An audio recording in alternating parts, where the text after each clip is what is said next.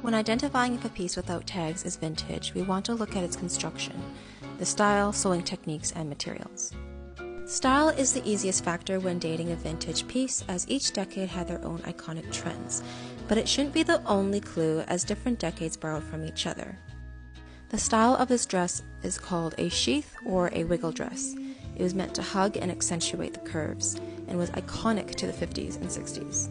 If a garment's handmade, it's very likely to be vintage. Sewing your own clothes was a much more common practice before the rise of fast fashion, because it was a more affordable way of participating in trends.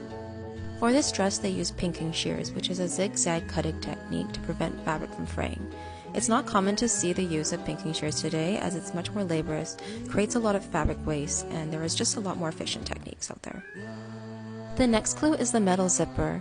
Zippers weren't accepted in women's clothing until the 40s because it was seen as easy access. They were always on the side seam until they shifted to be placed on the back in the 50s. Zippers were always metal until the invention of nylon was introduced in 1963, as we can see on this late 60s, early 70s dress. It was around this time that plastic started making its way into fashion, so it's more likely this dress is from the 50s, as the material is made from a really luxurious raw silk.